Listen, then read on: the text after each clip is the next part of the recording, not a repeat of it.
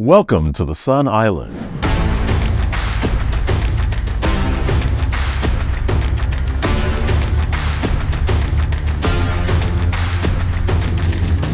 Welcome again, guys. Sun Island Energy Bridge. I'm excited today to have with us a young man, Oscar Lerma, and he is the owner of OJL Construction. OJL Construction, right? OJL Construction. So today we're gonna talk more about a lot of fun stuff, Oscar, and kind of getting to know you, the man behind the business. So just start out with a little bit of your background and how you got into the construction In the construction space. industry. Yeah. Mhm. So, I was early on, post high school, coming out of high school. Parents are immigrants from Mexico, and they always drove into us, me and my siblings. Got to go to college. Got to do better than us, right? So, um, I took a shot at going to my local community college. Dad was paying for it, of course. I didn't have to work through it myself or pay for it myself, right? And going into my first semester, there's probably a few students that were doing worse than me as far as grades because I hated school at that point. I was glad to get out of high school. Going into college was like, oh, I got to do this all over again. Another 4 years, 2 years, 6 years, 8 years. So about 4 or 5 months into the first semester, I was like, nah, I can't do this. Wasn't trying, didn't care for it, had no heart for the education system. I wanted to maybe like go work or something, right? But so I told Dad, I was like, hey, this isn't gonna work. Um, I just can't. I was gonna waste his money. I didn't want to do that. I was very, he works hard, so I didn't want to, take advantage of him like that or um, those resources are not easy to come by for us. We're lower middle class family, right, at this point. So, he gave me a month or so to think about it. At the same time, he just started up his own business, right, around this year, construction business. And about a month went by, and I was really not doing much, just laying around. And maybe he gave me some time to think about what I want to do with school, maybe change my mind, or maybe put him to work. And so one day he just said, "Hey, tomorrow I need you to wake up at this time. I don't know, 5 in the morning or something. Man. Yeah. You're going with me, to work." So I woke up early, sleepy, maybe drink a coffee or something to keep and I rode shotgun with him. And ever since then, I never looked back. We just been father and son running the business since 2010 now. Wow. So we're going on 13 years. That's And beautiful. we start from the bottom. I mean, I wasn't running the company at all at those days. He threw me into the grid of the construction business, doing fencing work, Fencing work, demoing small spaces, kitchen spaces, residential spaces, and then renovating. So I was the bottom of the food tree and Yeah. within the company, but we worked our way up. So it's been a long journey, and now we're here in 2020. We're still going strong, Yeah. not giving up. Yeah. And there, we create opportunity for ourselves and for others too. Definitely. During this whole ride. You mentioned something pretty neat, and I speak with a lot of. I know you were born here, right?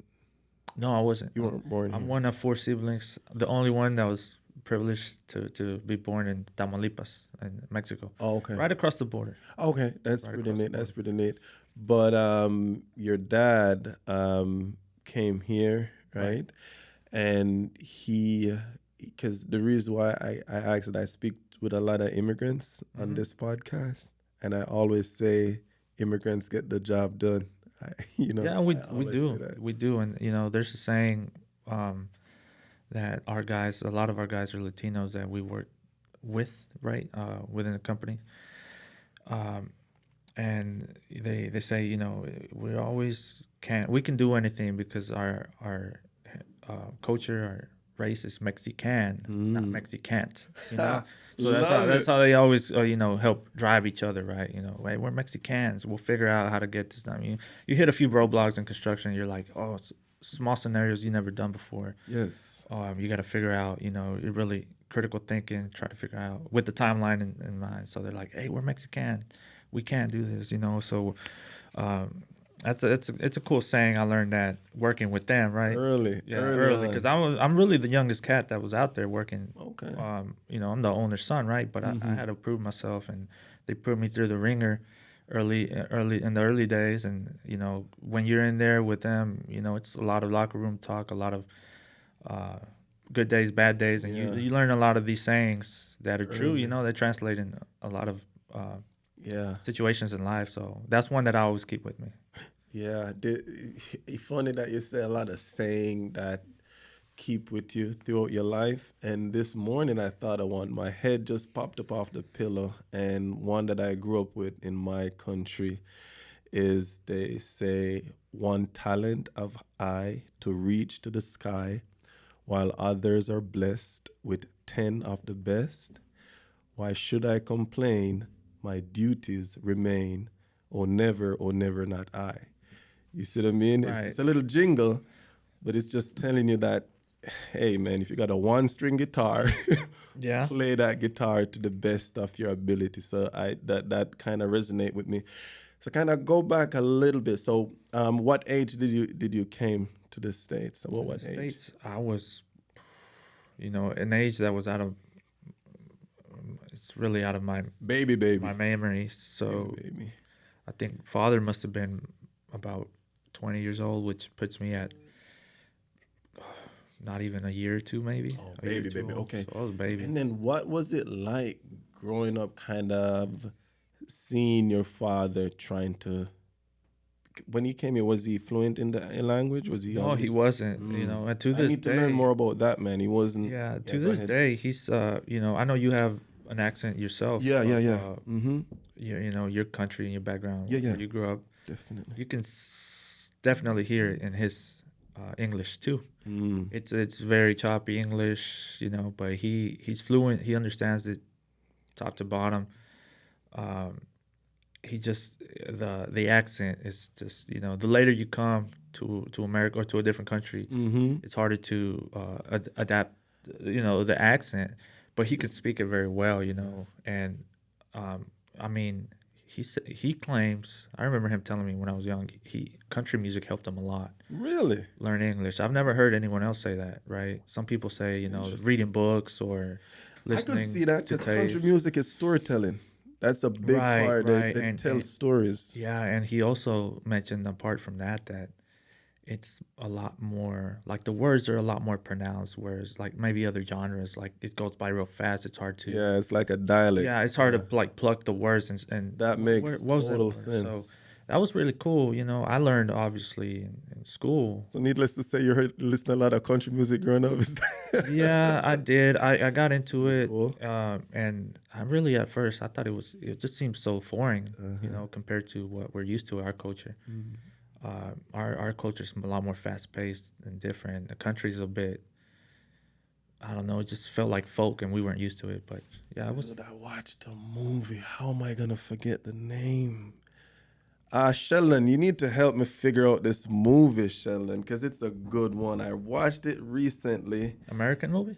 Yeah, and Sheldon is gonna help me figure it out. And it was about a guy, Sheldon, and he was Hispanic. I think he might have been Mexican, and he came here and he created a flavor for the hot chips. He worked for Frito-Lay or Cheeto and I can't remember the name of the movie, but it was a story, man. I think that's a new movie. It's a recent brand new movie. And I almost watched it. I just didn't make time for it. But I know what You you should mean. go check it out, man. You recommend it? Yes. I believe the movie is called Flaming Hot. Flamin' Hot. Sheldon, all right, appreciate 2023, inspired by a true story of Richard. I'm going to butcher that last name.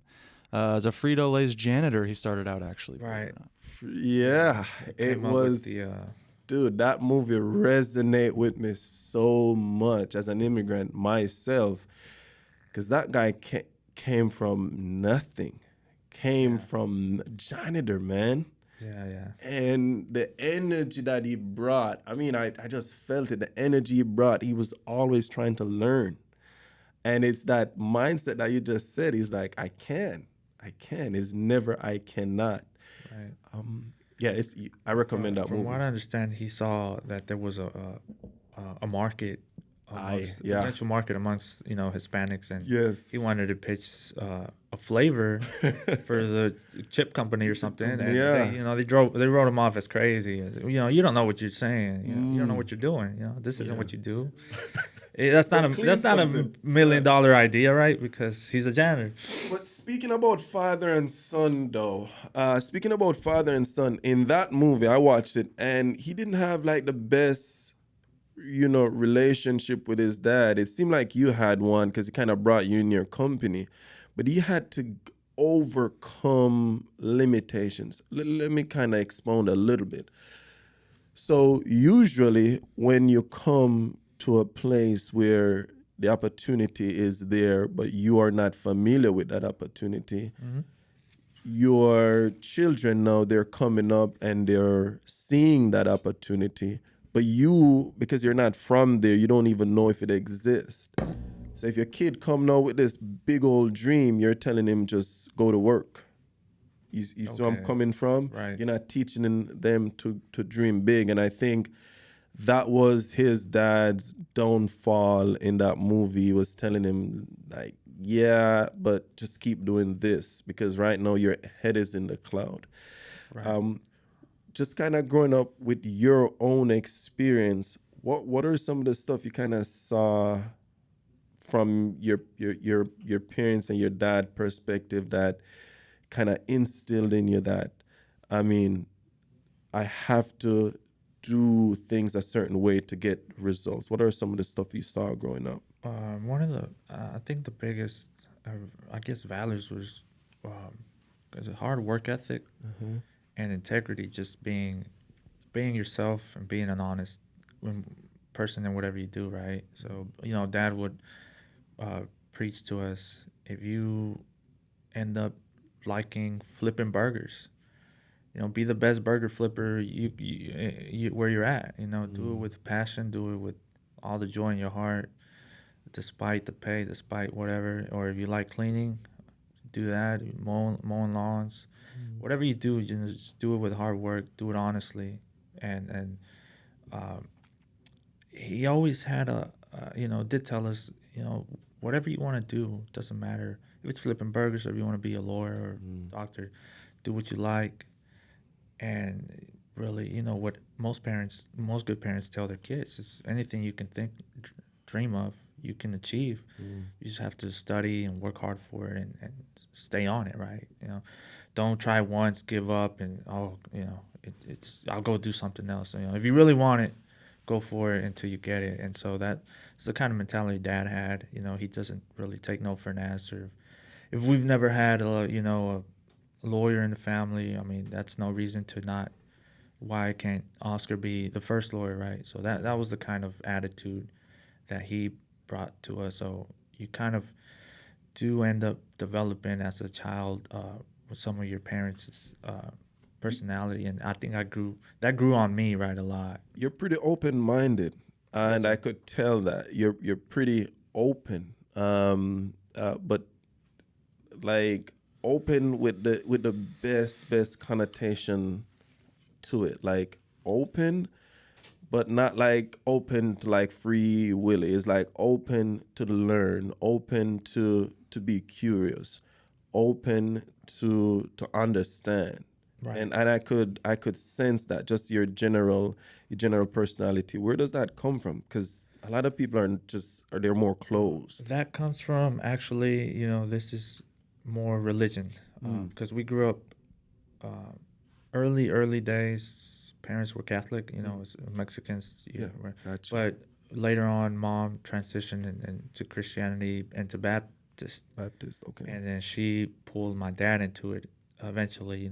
After a lot of hard work and prayers. You know, she got dad to go on the same boat, and so from the age of 9 or 10, somewhere around that ballpark, I'm just being taken to Sunday school all the time. And one of the things I learned in the Bible growing up as a young kid was that Jesus came to serve, you know, and then there was a couple of people, in one instance, that somebody was trying to wash his feet.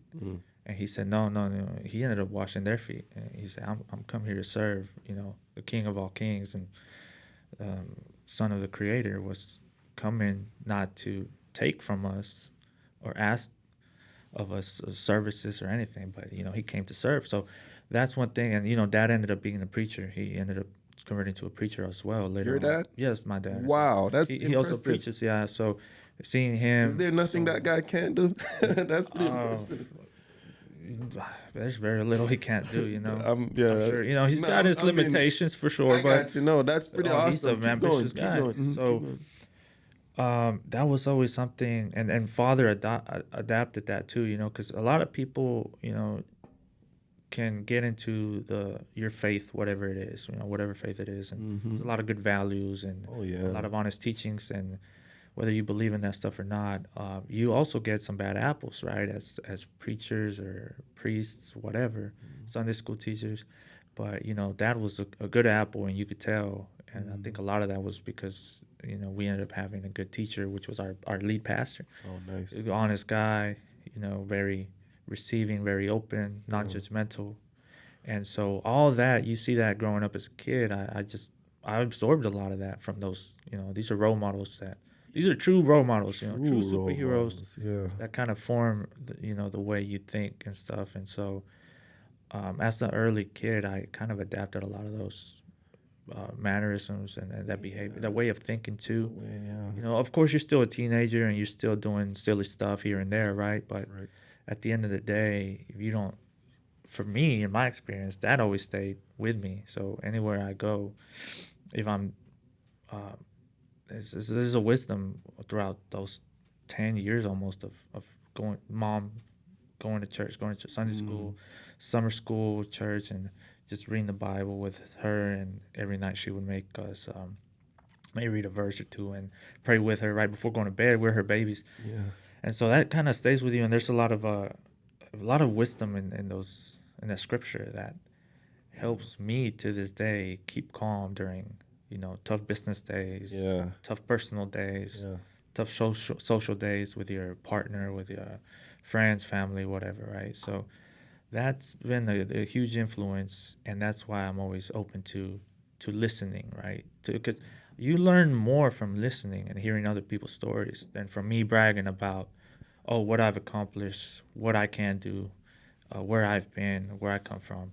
So, you know, me learning from your story, his story, other people's stories, there's a lot to be, you know, you never stop learning, right? You never So stop. I always go in, even within my business, I'm the boss, but I don't act like the boss, you know. I'm trying to pick people's brains, because at the end of the day, we have people in their late 30s, 40s, and 50s working for us, right? Mm-hmm. They've lived twice the life that I've lived. I'm just turned 30. Yeah.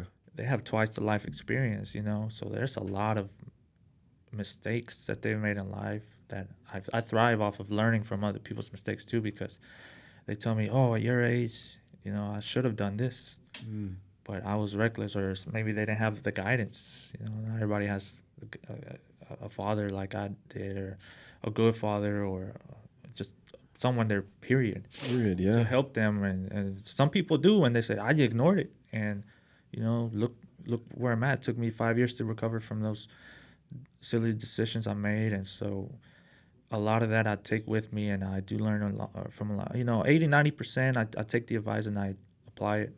Yeah. And then there's still some where, you know, sometimes you gotta make your own mistakes, right? True. You gotta live your own life and Yeah.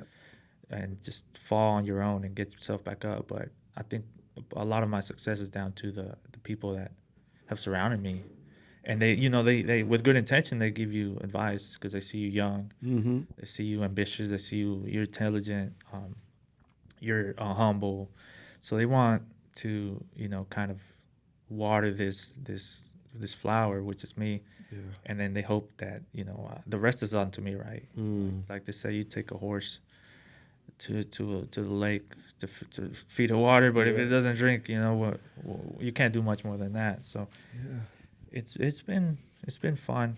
Yeah. It's So been that level of humility, man, it's a part of your core, and a lot of people struggle with just being humble, receiving information that help them propel to the next step. How do you see it in your business help you just by absorbing, listening? How does it help you with your crew? Because I know construction it's a man's, Right. man's woman, but you know what I'm trying to say. It's one of them work Yeah, it's tough work. where you're out there with your guys. You got to be leading your guys. How you being humble? How do you see that affect your crew? Say it's a heat wave and guys are frustrated and it's hot and Right. yes, how do your calm demeanor influence your environment in the I think workspace? a lot of it is having good policies and procedures, and you know, you as a company, as a construction company, you always have safety policy, a safety manual, right? So it addresses everything from equipment safety down to fatigue, ergonomics, and heat related too. So you have that in your manuals, and we try to be as generous as we can with our employees because that's who we are, as just as people. And then you have OSHA and other organizations that you have laws and stuff you have to abide by, right? But we give them fair breaks. I always try to. It's important for them to know who they're working for, right? I think so. I always would tell them or the supervisors, hey, if these guys get tired, fatigued with the heat or whatever it is, give them the break they need. Even if it's a schedule that we're kind of working on, and it's a tight schedule, you have to give them some slack because at the end of the day, our physical bodies still need. We're not machines, right? We need breaks. We need water. And then I've learned that personally, especially being young, a lot of us have stuff that might be going on in our background, like life, marriage, kids.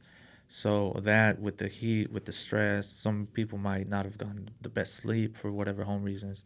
It's not very often you come across a guy that in that circumstances, but just give them the breaks they need. Realistic, right? We're not saying we're gonna let them for 2 hours just hang around, right? But if they're working and one of the guys needs a 20-minute break, 30-minute break, let them have it. And they kind of, if they see that upper management leadership is very considerate, it's a safety point too. You don't want somebody getting hurt or stress fatigue, right? But they see that you care about their person, right? And we're not just driving results. We got to get it done. We got to get it done. Make the most money, profits, performance. Yes, we have deadlines and stuff, and in those deadlines, a lot of times the guys they knock it out in time. But when those, especially during the summer months, you have to give these guys breaks. Especially now, it just feels summer's hotter than ever. So, just letting them know that, look, I'm in the office environment or truck traveling all day. So I'm in the sun 20, 30 minutes looking at a job here, an hour there. And so I don't know what it's like. I'm not there 8 hours in the sun or 10 hours, 12 hours, in the sun. But that doesn't mean I'm not considerate. So when they see, that your leadership is works like that, they don't forget. They just don't walk into the office, into the AC and forget about you and don't consider that, the environment that you have to live on. Sometimes you're working around equipment that's, it's hot equipment. Yeah. And so it's even hotter, if it's 110 degrees outside and the equipment's running at 200, it's giving off heat and they have to work in close proximity to that stuff. Yes. We're protection equipment too. And then, so that's even more layers of clothing and gloves and stuff, and so it's even harder. So for that reason, you don't want them getting dehydrated. And they're the number one resource that you have as a company is the people that you have working for you. So you have to protect your greatest asset, and we always do a good job. But I think I want to believe that people like working for us for many reasons, but that's one of the most important reasons because you have to protect them. Yeah, 100%. And you said a lot of things that are very important, which is your human resource. The folks that Correct. are working for you is very, very valuable. And you explained your leadership style. How would you say your leadership style is? What type of leadership style do you possess? The leadership style is pretty much show the same work ethic you kind of ask of them, right? You hold yourself accountable to good and bad days, Yeah. just like you would them. Yeah. So there's a lot of times where you have to show face. Somebody has to show face for something that maybe didn't go right in the project, whatever it may be. Most people don't like coming up to whoever it is, the client, right? Let's say it's a homeowner. Let's say it's a construction manager, maintenance supervisor for the client, whoever your point of contact is on the other end, and give bad news or give unexpected news that they really don't want to hear. Something that's going to push the timeline further a week or two, discovery work, something got broken by accident. Nobody wants to go and do that. So I always go and I just tell them, move aside. I'll go and deliver the news. Look a customer in the eye. You have to communicate these things as soon as possible too. You can't just sit around on it. Right. No, because the longer you wait, the customer is going to get upset and say, "Well, when did you find this out? A week ago." Well, that looks bad, right? So we don't want to ever be in those shoes. So everybody's looking at each other. Oh, who's the guy that wants to go? And that's where I come in as a leader and tell them, hey, when stuff comes up, I go and show face. Hey, this happened. Wasn't our fault. It was unforeseen. Whatever. It might push the cost up a little. Might not, but definitely the timeline. Because now we have to go over this hurdle.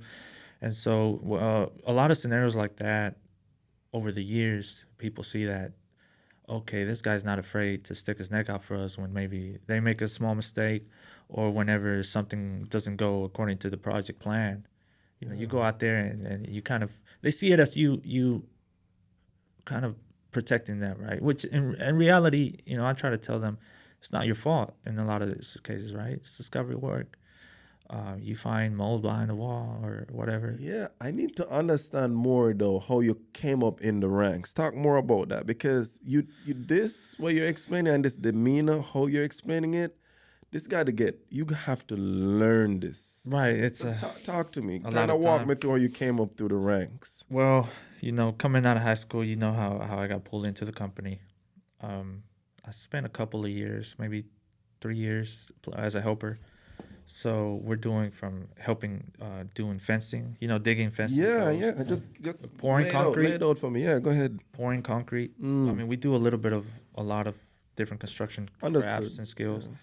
So I was in the field working it myself as a young helper, strong. I was very active in the gym at that age. So, and I had a lot of energy. and I showed it in the field, right? I wasn't this very skilled laborer. I was just a helping hand, but that's what you need. You need physical power. And so I helped in the kitchen remodeling, installing granites, cabinets, drywall, all that stuff.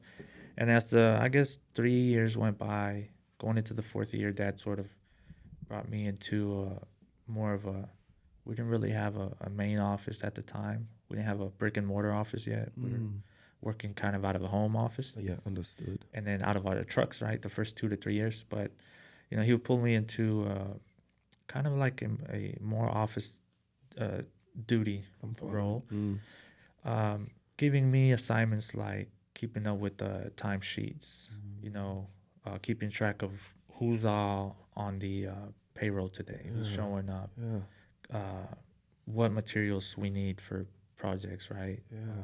So you need drywall, this and that. You kind of keep up with the paperwork. You start learning how paperwork is a part of or involved in the project. And so, in 2014, 13, 14, I was doing these things. And after a year went by, he sort of pulled me over and started teaching me how to do estimating.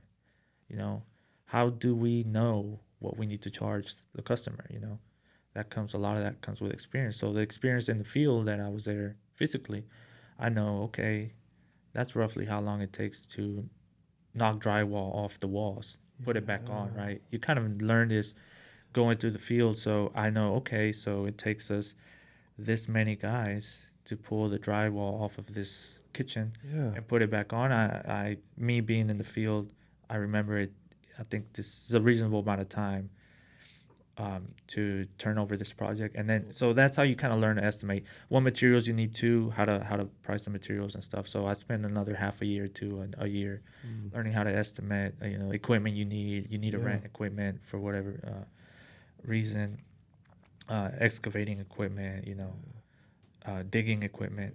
So you learn all these things, all the costs that goes into compiling an estimate together that's going to make profit for the company. And go ahead. And you have to meet your budget within that to make your profit margins, and you have to be accurate on your manpower, your man hours, and then your labor. Yeah. Well, yeah, that's the same thing, labor and your equipment and materials, Yeah. fuel expenses and all that, and your overheads, right? The people that Miscellaneous, aren't the working. whole nine. Yeah, like my dad, he's got to get paid too. You got to make money there to pay for dad Gotta too. pay the boss. Yeah. Got to pay the boss, company vehicles and all that stuff. So after a year estimating, he kind of, we're like looking at late 2015, maybe somewhere in 2015 now. Kind of give me small projects now too. So from we estimate them, and then when we get awarded the project, I'm kind of in charge of keeping up with the project, right? You have your foreman with his crew, and you kind of keep track of, okay, are they on time? It's a week or two has gone by. We should have been finished by now. Maybe we still have a few more days. And you kind of learn how to manage, like keep track of progress, schedule-wise and cost-wise too. So you make sure, because the longer you have your crews working on a job, it's eating out of your piggy bank, right? Yeah. You need to finish X amount of time, reasonable amount of time to do the work, not rush it, but do it with good quality and on time, turn it over to customer happy, and you have your profit on top of that. So he gave me a lot of small projects, and you learn when you managing those small projects how business really works, right? How every person you have working for you is costing you X amount of dollars, right? Correct. But with your estimating, you know how much money that they're going to be bringing in for you, right? They're your money makers too at the same time. Absolutely. Yes, you're paying them, but they're the one that making your company grow and continue. So you start seeing work as from a point of view of a business owner now, right? As an employer, when you're doing the management of these projects. And so little by little, you get bigger projects, bigger responsibility, bigger pressure. And from 2016 to the present, just as big as a project as we can take on, me and Dad, a lot of times maybe I'm just taking it on myself. But a lot of that is you learn your own limitations too as a person. That I'm not an expert plumber. I'm not an expert electrician. So you do learn, that's why you have the team. You need key people, the resource, your human resource, Yes. to execute those, crafts for you. Yeah. So you do your job, holding down the paperwork, dealing with the costs, insurances, all the stuff, all the expenses, getting the jobs, hustling for the customers. Dad took care of a lot of that early on, and still to this day he does. But you have to know your limitations too, and that's where the teamwork comes in. Where I'm not so good at is you bring other skilled supervision or a safety man, and they help fill in those gaps, right? And that's how you keep a company kind of growing and succeeding, right? Because you can never be thinking, I can do everything myself. You'll burn yourself out. You're not as good as somebody that has just done it as a career for their whole life, especially me being a young guy. I know that in 2 years, I'm not going to be, have more depth and knowledge of plumbing or carpentry work than a guy that's done carpentry for 20 years of his life, right? So that's why you need these, or a supervisor that no longer does the carpentry work himself, but he was in the field doing it for so many years. So you rely a lot of that, your information now comes from those channels, so your supervision. They help you out. You can't all be everywhere at once, so you have to rely on them, responsible people that you hire, professionals, and they're the ones that kind of help you get by day to day, right? And then execute projects successfully. Yeah, it's super impressive the way how your career has gone so far. Because kind of just learning the way you kind of got built in the rank, and the reason why I wanted kind of that backdrop, you the real deal, dude.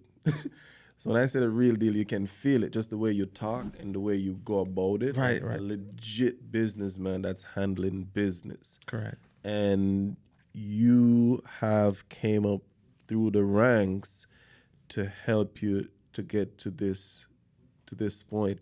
I think when we were talking, you said no, your dad leaves you with the business and goes to Mexico. Just Right, sometime. right. Yes, sometimes you've gotten to a level where you can sort of operate the company Yeah. at a very high level, and everything's all the places are in part. Like a vehicle.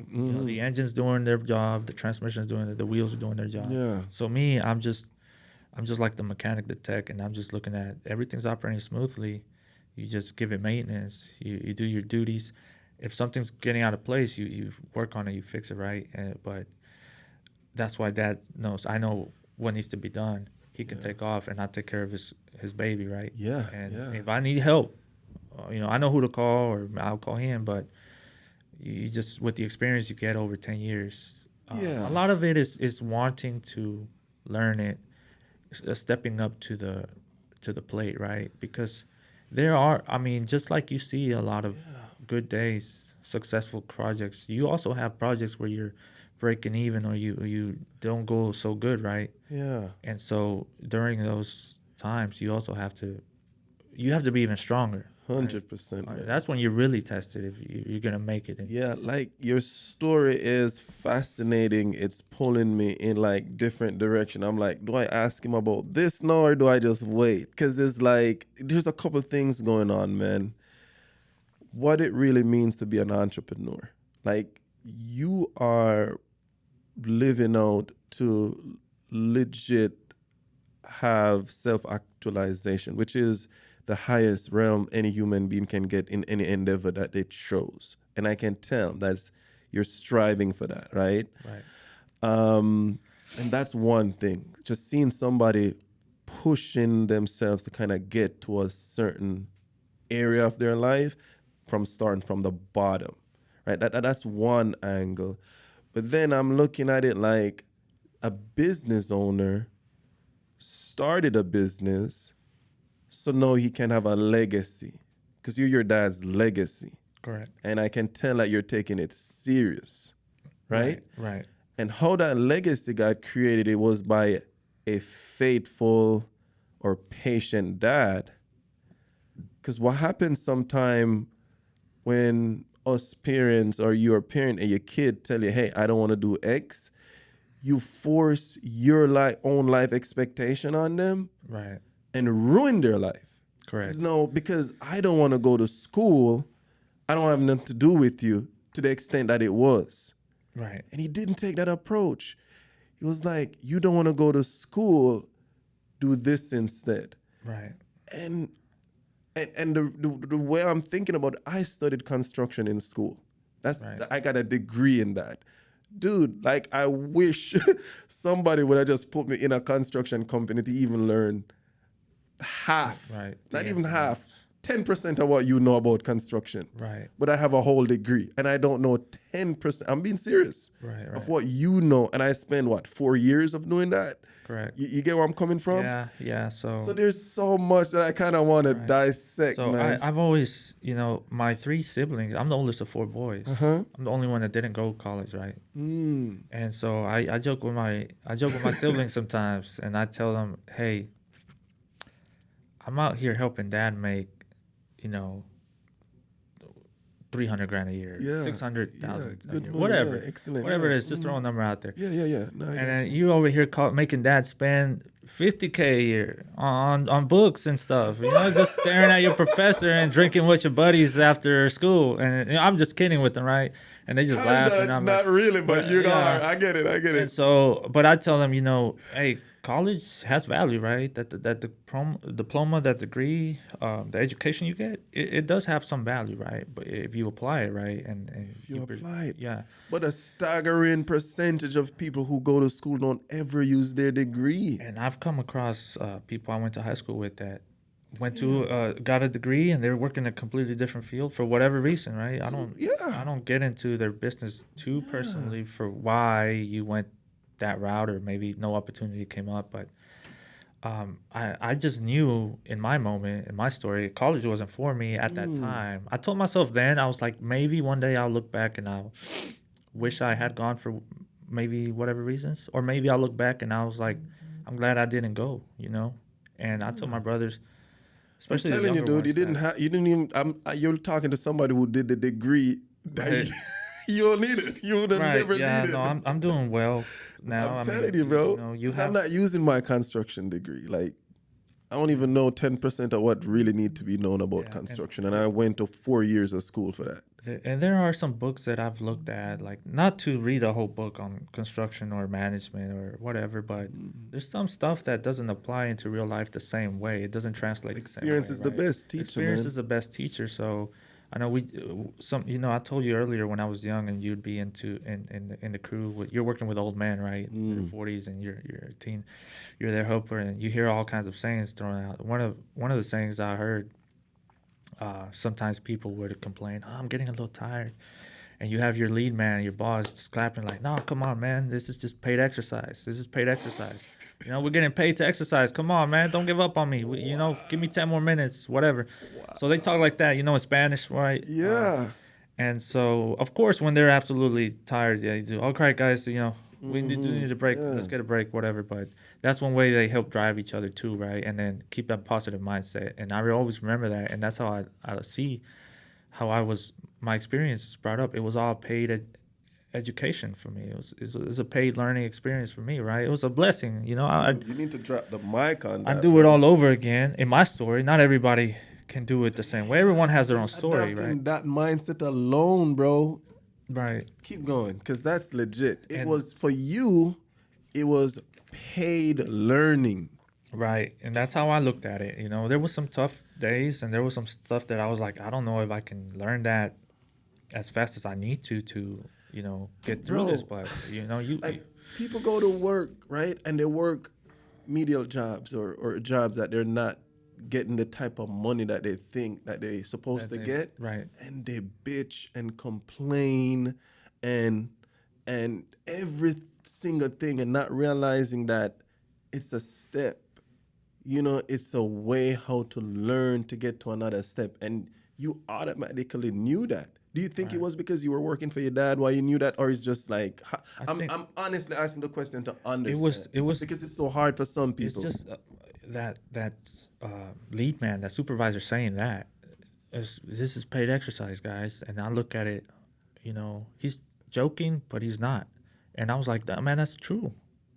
That's good mentality. And I was like, everything I'm going through, because every year was a new challenge. Dad would give me more responsibilities, right? Yeah. And so you have to look at it that way. Like, I'm getting paid to learn all these things, to learn how to read drawings for civil work, for concrete work, learn how to read drawings for layouts of houses. Or you're getting to learn to do this. Some people are accosting their parents, 50 grand, 80 grand a year for colleges, or getting themselves into student debt. And some people just have no other option, right? A lot of people go through that, and to each their own.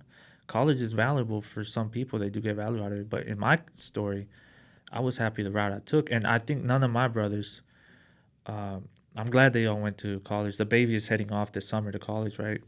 He just graduated high school. I think for maybe their passion or whatever they wanted to do in their career, they probably made the best choice. So you're the eldest of 4 brothers? Eldest of 4, wow. the only one any kind of interest in construction. The other three just don't look like, they're into economics and finance or understand. some other account understand. stuff. They don't want nothing to do with construction. But all of that is construction too. You never know. This Well, life is long and beautiful, man. It and is. right now you're setting a foundation. They may end up coming in the business at some point, but by that point it's so big. You need that economic guy. You need that accountant guy. Yeah. So So the way I look at it is, 2 are out of college. One's been working for years. One's starting this summer to real world life or work. Right. You never know wherever life pulls them. I'm a big believer in God too. Right. At the end of the day, and then I think He puts us where we need to be to help ourselves and others. And maybe their experience, maybe further down the road, they can come back and help the company, and they bring something that I didn't learn. In my experience, they bring some value, and then they can help me. Maybe dad's out of the picture, or for whatever reason, they learn some accounting stuff, and you always want a good, trustworthy accountant, right? Oh yeah. Or somebody that knows finance, right? Because that's something that we didn't really educate ourselves on too much. You learn as you go with finances and money management and managing, the company from getting help financially or just funding yourself, right? Yeah. So a lot of that value can come down the road. I mean, right now we work with what we have and we work with professionals and whatever we need, right? But the door is always open. And then I did think initially, I did tell one of my brothers it's probably best for him to go out, get some real world experience, get some experience working for someone else, maybe pick up new skills and stuff, and maybe later, doors always open. And repeat the name of your company again. OJL Construction. OJL Construction. The base of this company is strong, man, and you guys are gonna go places. So the logo is pretty interesting, man. Talk about the name and the logo. I think the name comes from our family name. So O is Oscar, and J is Jesus. Is my dad's father. Cool. Dad grew up without a father. His father died when he was under 6 years old. But he always remembers, his father's name, hardworking man and out of poverty in Mexico. And then the last name is the L. So it's literally just this is your brand, it's your name. So that's another reason why you want to succeed and do right by people, right? Is that a sun or is that a compass? And it's a sun. Oh, it's let's a sun, go. And I got a little sun in mine too. I think my daughter, I don't know, my daughter called it I can't remember what she called it. A banana. Oh, I can see why. Yeah, because it's a sun coming out from behind the palm tree, which is really cool. So some of that is just doing like the brand or the. But she's 5. She's 6. She's a baby. She's still a small child. But you said keep going on your logo. This is really cool.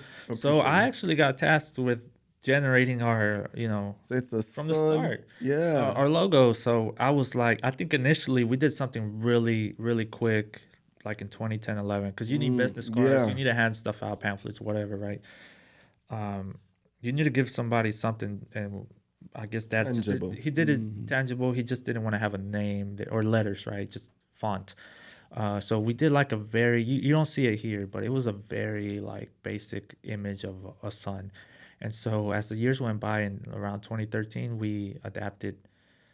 I think Father grew into an incorporation, and so we had to rename a lot of stuff, rebrand stuff, and I got tasked with doing that. So he gave me the job to give us something, give us a logo. So it didn't look like this because we used to have OJ and then our last name Lerma Construction. Yeah. And then later on, a few years down the road, we redid it again.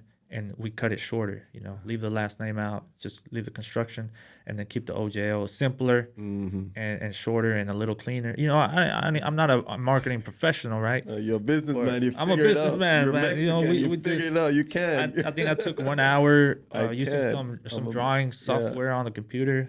About an hour, not even. That's it.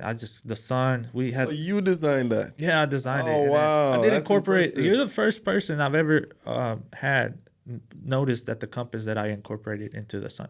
It is. No one has ever pointed Nobody out the ever compass now. noticed. Oh, Nobody I ever guess noticed, and I did that intentionally when I did it with the north, south, east, and the west pointing. Yeah, I can tell. Just me learning, and I could see why you would learning you as we speak here. I could see why somebody like you. You're a visionary, dude. Like Yeah. you really are. And So- your dad. It's great that you're partnering with your dad, man. And it's excellent that you got brothers, younger brothers, coming up behind you, who's just learning from you with the level of humility that you bring to the table, man. It's really, really good that you are a leader in your dad's company, man. Yeah, it's very good to have family there to help you. It's like in this case, father son, but because you see other most business deals that I've seen. I can't go in depth about the business deals, but I've seen other guys make business deals, and the first thing you think about when you make a business deal, when you're giving away equity or whatever it is, the first thing that kind of crosses your mind is watching your back, because greed. And people get greedy, and you don't know, how are you going to split this deal, contractually, like how is the cake going to get split. So when me and my father, we don't have that problem because we have a close bond, right? I trust him, he trusts me. I never backstab him, he never backstab me. You might have cases where father and son do that somewhere else, right? But in our story, that's not the case. Thank God. So that gives you that's one less thing you want to worry about as an Yeah. entrepreneur or business owner, right? It's like, can I trust this guy? That my business partners, And right? you can almost never. Almost most of the time, you hear like the guy was.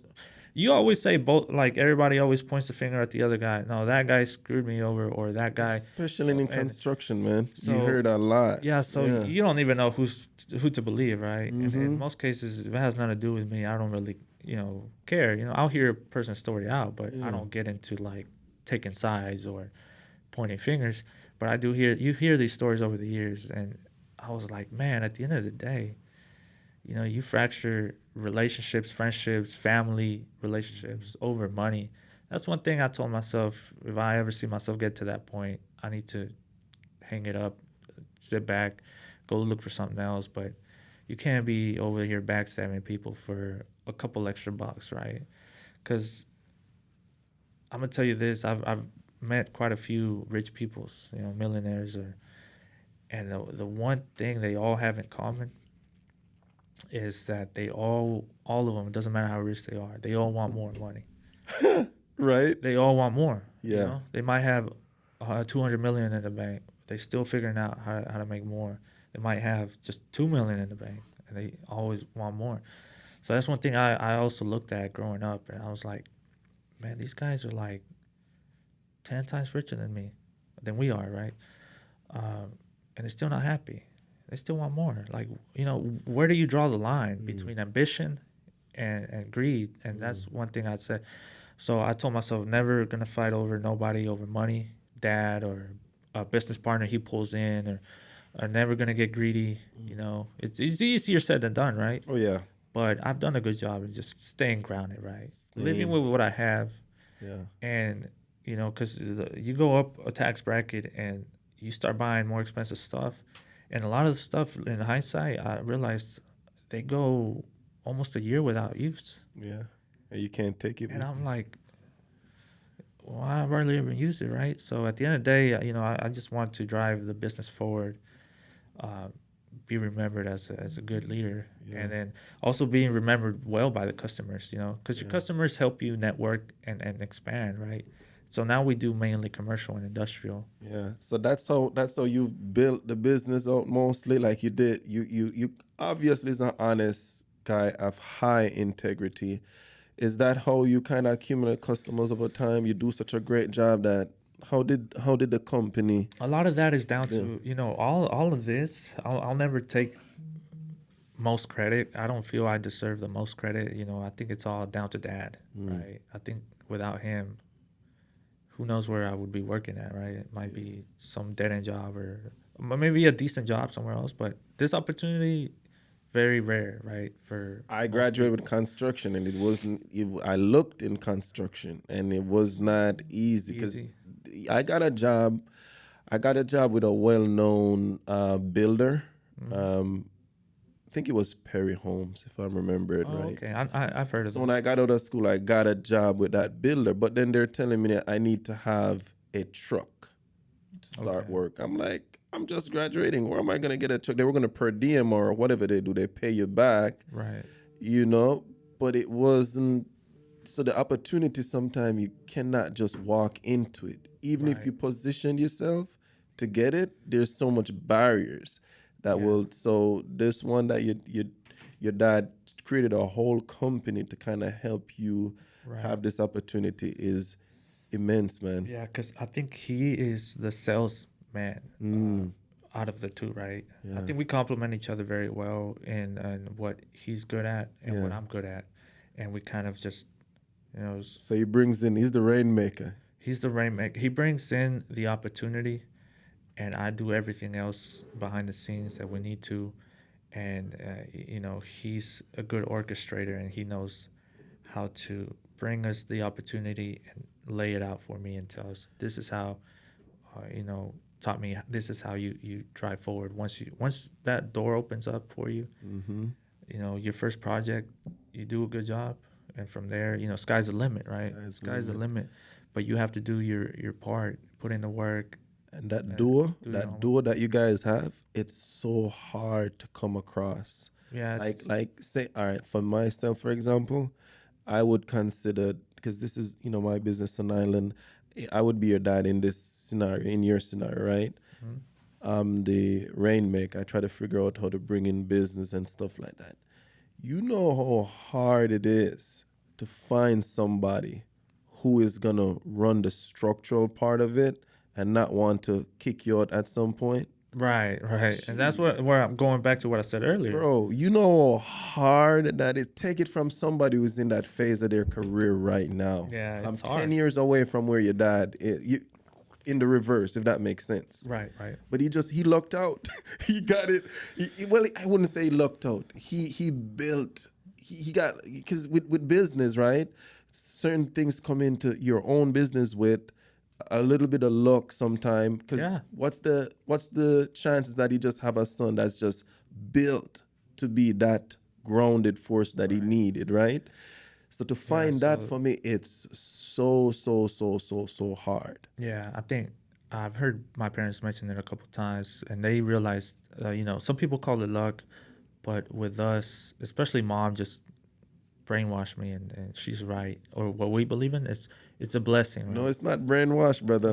That's It's just full on yeah, blessing, it's bro. it's how she instilled It's that not in me, even right? close to the it. religion. It's what it But, is. It's a blessing, man. For so many years, a she blessing. taught me that from the good book, and you learn.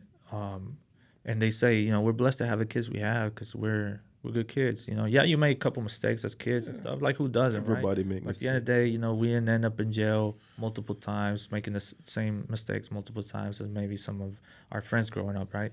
And so they that's the blessing that he got with me being the oldest.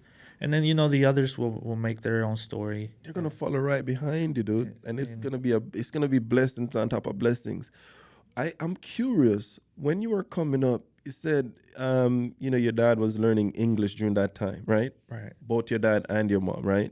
Were learning English at that time, both of them, right? Okay, were you? Because again, I do solar, and I work with a lot of Hispanics. Work with a lot of family from Mexico to get solar panels.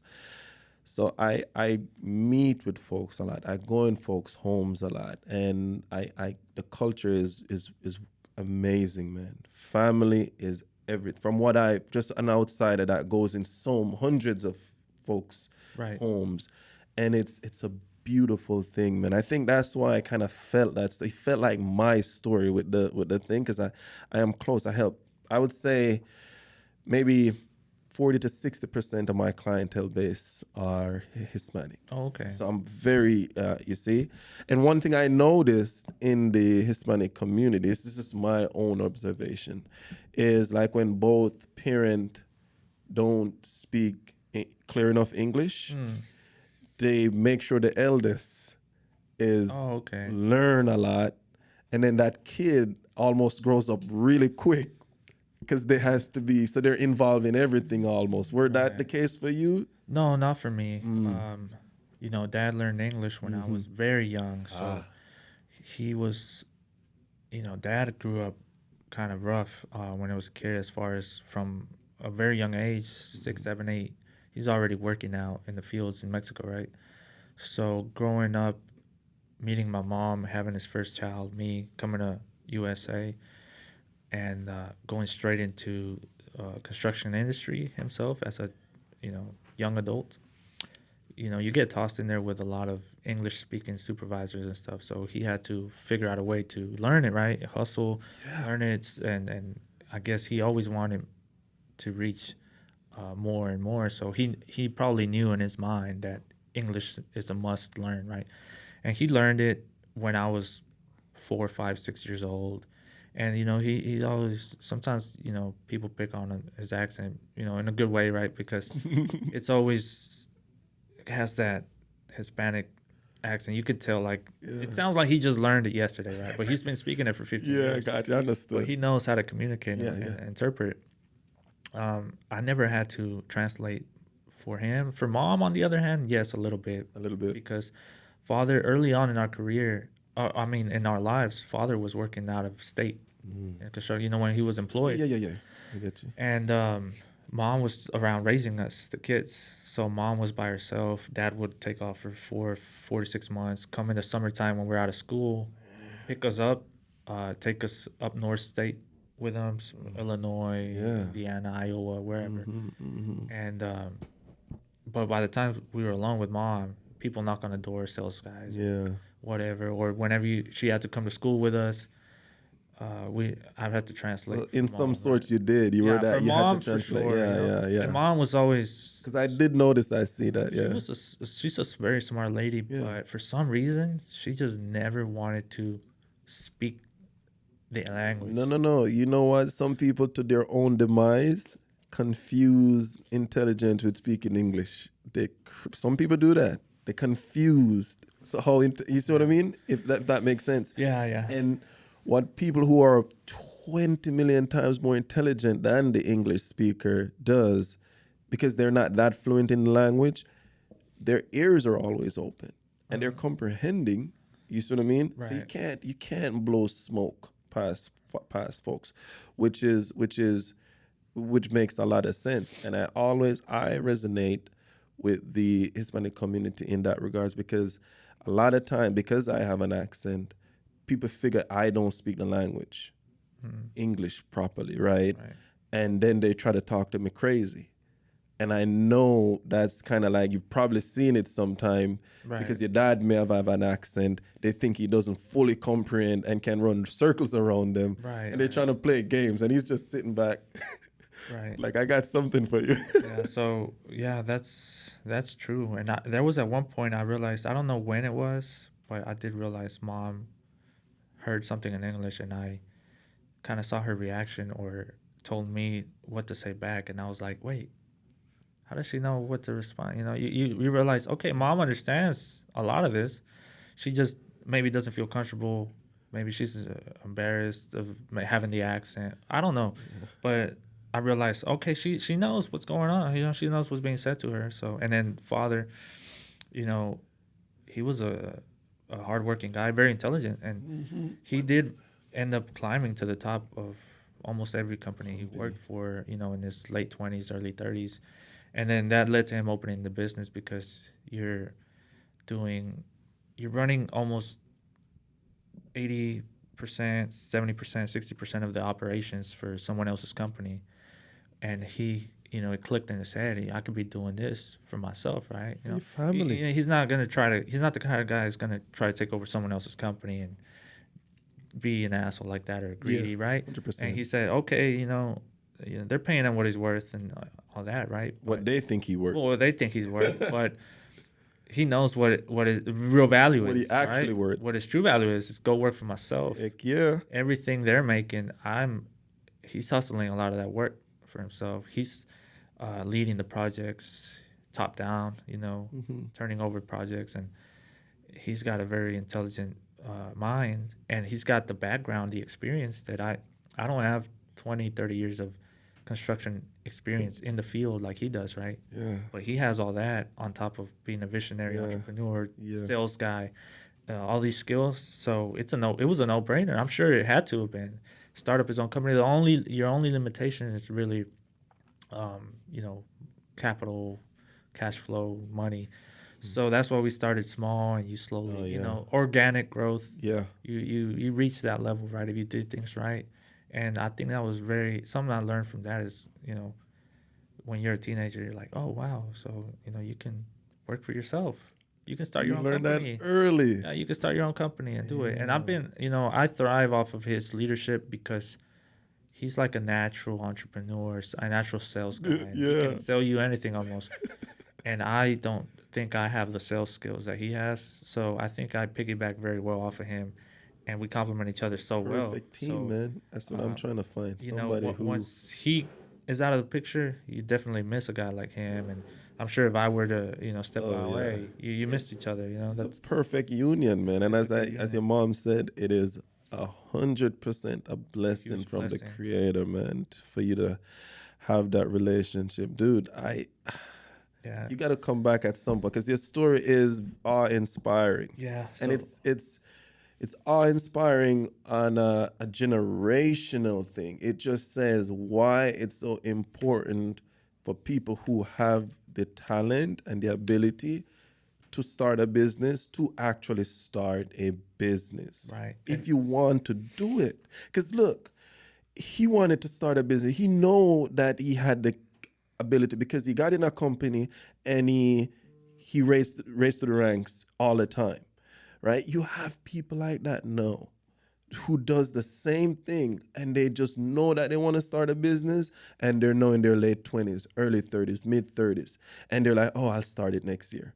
Oh, I'll start it 5 years from now. Oh, I need to go to UHD or I need to go to U of H or I need to go to TSU Right. to get the degree, to show me the degree, to get the degree. Yeah, like they're a no. thermometer. You don't need all that. You really don't. Dude, what your you story need, is very, I love it. you need to be more than anything, be confident and in a sense, be fearless, not be afraid to fail. Because if Dad was hesitant and he was afraid of, because once you quit that job, you don't have your income, right? And you're relying on what you bring in through the company. So that I can see why that could be scary to some people with families, especially. True. But you have, if you're confident in your skills and what you can do, if you can do it for yourself, provide for your family in a better way, and there comes a lot of freedom too with it. Once you reach a stable point in the company, there's a level of freedom that you can break away from the 9 to 5, spend time with the kids in certain milestones with the wife, travel when you need to, visit family members when you need to that are passing away and out of the country, and your 9 to 5 might not give you the permission so a lot of that freedom comes after that hard work and sacrifice. But if you never take that first step, doesn't matter how small you start, right? You start mowing lawns with just one of your buddies or two buddies. Yeah. Eventually you grow, you get enough money, you can buy more equipment, hire more crews, and you can start growing from there. Or pressure washing, you start pressure washing with 2-3 buddies, whatever it is. It doesn't matter. Start photography just by yourself. Yeah. You grow from there. It doesn't have to be, oh, I have to hire 30 employees tomorrow and be a small mid-sized company, right? But you see, that's how people confuse it. They think you gotta have number one. They think you gotta have the degree. You gotta have a master's somewhere, Yeah, and no, they you think you don't. you gotta know everything. But as you just said, a true entrepreneur, they're not waiting. They do it, and they kind of just build that parachute as they're figuring out how to fly, And man. then, not everything goes perfect, but if you have the confidence in yourself, if you're professional and you have the skills, you figure out how to. Just meeting you, man, and talking to you is very encouraging to me. I'm being honest because like where I'm at right now in my career is probably like where your dad was 7 to 10 years ago, 10 years. or even a little bit more. You see what I mean? Fun fact, Dad's looking into. He started a soccer academy, which is its own business, its own entity. Nice. Right? Oh, yeah, that's he's a It's businessman. going to be another source of business. Revenue. He I'm started. looking to put my little girl into soccer too. So let me know more about that. I'll let you know. 100%. And so he's starting. He does some hustles and some small scale businesses in Mexico, and he was maybe looking at a second new business in addition to this one here in the U.S. He's a So true always entrepreneur. he's always hustling, and sometimes you're like, man, is he breaking off more than he can chew, biting off more than he can chew? But that's the kind of mentality that entrepreneurs have, right? He's a true entrepreneur, and that's why I say I cannot take credit for it. Yes, I helped him build this, Yeah. and I don't know if somebody else could have done the job I did better or worse or what. But the fact is, I'm the one that helped him build it. But without him and his vision, But you see like our logo here is a turtle. right? And a turtle they're very patient. They live for a very long time. But the key thing is they don't get anywhere unless they stuck their neck out. Right. That's what an entrepreneur does. They Yeah. stuck their neck out. They do, and they continue to do so. Especially sometimes you try new things with the company and it doesn't work, and you sticking your neck out, right? You try to branch out to a new service and it doesn't go too well. Well, try something else, and so you're constantly testing the waters in the market in the And I construction think business. what I'm thinking too is like people who are in the phase and they're delivering. What you said, yes, that paycheck can be crippling, so they never really take that next step. But some people know that paycheck is such a comfort that if they go out there, they themselves might not be willing to do enough work to get it done. But you're just like you're saying, your dad kind of started. He knew he was a hard worker, leaving your family 6 months at a time, busting your butt in heat wave, in cold, in snow, wherever you're working. If that's not hard working, I don't know what hard working is. Go ahead. So I mean, there's a lot. Like I'm giving him all the credit because no one knows, but those that grew up next to him, all the late nights, the hard work, early mornings. First man to get up, last man to pay himself too, to go to bed too. So many unpaid duties that you do, unpaid hours, but that as the life of a business owner, a hustler, an entrepreneur, it's part of the trade, and then sooner or later it pays dividends, and it will. Sometimes, look, we're 13 years in, and we've had rough years, right? We've had good years. If you're in the business for this long, you know that one bad year even one bad project can break you as a company. So true. But just as easily as that one bad project or one bad year, one good project, one good year, boom. Glass half full, right? You Glass going up. half Glass full. half full always. Optimist. Always know the glass is half full, but don't forget that it's still half empty, and you want to fill that up. So that's important. I think mentality is key to succeeding in this. Hard work too, but you have to be strong mentality. Because when stuff doesn't go your way, we haven't even touched that mental game yet. You're dropping so much value. Because I talk about mentality a lot. That's even that alone. If you touch on that, that's a whole nother podcast, dude. So we have to hook up again, man. For sure. Your energy is real. I can tell that you've seen it and you've adapted and you're doing it. And I know this specific podcast is gonna reach somebody. Yeah, if it reaches one person, it's gonna reach more. I don't think it's gonna reach more. But it can reach. Like the internet, no limit. There's been stuff I found on the internet that I never would have thought I would watch or listen to, and it's like small scale. Because very little viewership. You know why I think so? Because I think everything macro sometimes. I don't just think in the micro. Is right now on a macro scale in the entire United States, right? Who's getting aged out now is that the baby boomers. That generation is getting aged out now. They're old. They're getting old, and we're their kids. Like you see what I mean? Yeah. And you have some young guy now who his dad been running a HVAC business for 15, 20 years, and know his dad is getting arthritis in his back or in his hand, and is saying, son, this is a good business. Please help me to run it. And the son is like, no, I'm going to study basket weaving in Oregon somewhere, leaving his dad here in Texas. Texas, wow. You see where I'm coming from? Right. But he just does not have the wisdom. And you, at a young age, you didn't fight your dad. And you have tons of business like that, that other entrepreneurs are coming in right now, and they're just buying them. And they're buying the soul out of a family. Yeah. And no, it's just a part of their portfolio, but it could have been a legacy for somebody else. And that's what you prevented. Yeah, and I hope to continue. You know, it's hard. It's hard, man. You know, Yeah. we sit here and we dress nice from day to day. Sometimes you're a little dirty in construction. got you, man. You I drive got a nice you. vehicle I and get it, stuff, yeah. but there's some tough days where when somebody wants to quit out there, that's early on in their entrepreneur phase. Mm-hmm.